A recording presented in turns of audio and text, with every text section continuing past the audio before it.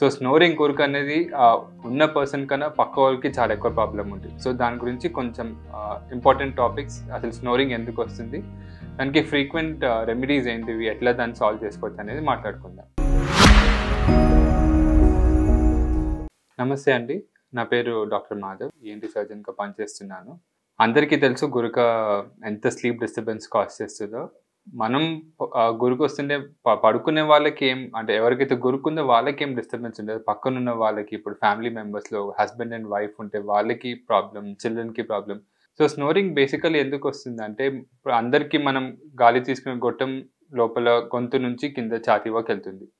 So, మనం పడుకున్నప్పుడు బాడీలో ఉన్న అన్ని ఆర్గన్స్‌కి రెస్ట్ కావాలి. సో, దాంతో పాటు మనం గాలి తీసుకునే గొట్టం కూడా కొంచెం రెస్ట్ కావాలి. సో, పడుకున్నప్పుడు మనం గాలి తీసుకునే గొట్టం కొంచెం దాని డయామీటర్ కొంచెం తగ్గుద్ది. అంటే కొలాప్స్ అయితుంది మనం పడుకున్నప్పుడు. సో, స్నోరింగ్‌లో ఉన్న వాళ్ళకి ఏమైతుందంటే, ఆ డయామీటర్ అయితే కొలాప్స్ అయితుందో అది ఇంకా కొంచెం తగ్గిపోతుంది. తగ్గిపోయేసరికి దానిలో నారో అయిపోయేసరికి ఎయిర్ పైకి కిందకెళ్ళడం అనేది ప్రెషర్‌తో జరుగుతుంది. ప్రెషర్‌తో వెళ్ళినప్పుడు ఆ ఫోర్స్‌గా జరిగినప్పుడు అక్కడున్న స్ట్రక్చర్స్ అన్నీ వైబ్రేట్ అయితుంటాయి. దీనికి బెస్ట్ ఎగ్జాంపుల్ మనం ఇప్పుడు గార్డెన్‌లో వాటర్‌కి ప్లాంట్స్‌కి వాటర్ వేస్తున్నప్పుడు మనం ఒకవేళ దూరం వెళ్ళాలనుకుంటే మనం పైప్‌ని హాఫ్ క్లోజ్ చేసి అది ఫోర్స్‌తో వాటర్ దూరం వెళ్ళి ప్లాంట్స్ పైన పడుతుంది.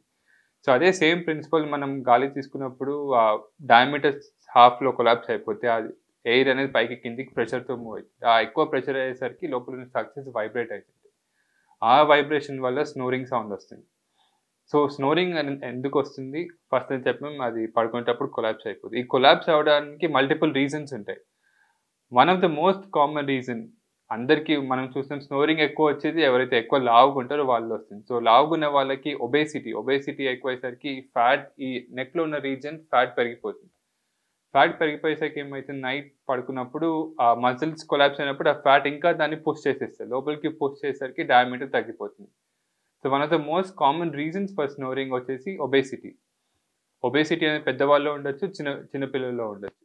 నెక్స్ట్ మోస్ట్ కామన్ రీజన్ వచ్చేసి మజిల్ వీక్‌నెస్. ఇప్పుడు ఆ డయామీటర్ అట్లా స్టాండ్ అవ్వడానికి, అంటే మన ఎయిర్ పాసేజ్ అట్లా ఉండడానికి రీజన్ ఇస్ మజిల్. ఆ మజిల్ వీక్‌నెస్, మజిల్ స్ట్రెంత్ సరిగ్గా లేకపోతే మజిల్ వీక్ అయిపోయి ఆ డయామీటర్ తగ్గిపోతుంది. సో, ఈ 2 most common reasons for snoring. ఇంకోటేంటి స్ట్రెస్. మనకు నిద్ర సరిగ్గా లేనప్పుడు, లేపోతే మనం ఎక్కువ స్ట్రెస్ పడి నిద్రకెళ్ళినప్పుడు ఏమైతుంది, ఆ కొలాప్స్ మజిల్స్ వీక్ అయిపోయి అది ఇంకా కొలాప్స్ అయిపోతది. సో, స్నోరింగ్ అనేది చిన్న పిల్లల్లో ఉంటుంది, పెద్దవాళ్ళలో ఉంటుంది. ఎక్కువ మంది ఏమనుకుంటున్నారు, స్నోరింగ్ ఓన్లీ పెద్దవాళ్ళలో వస్తుంది. That's not the thing. చిన్నవాళ్ళలో కూడా స్నోరింగ్ ఉంటుంది.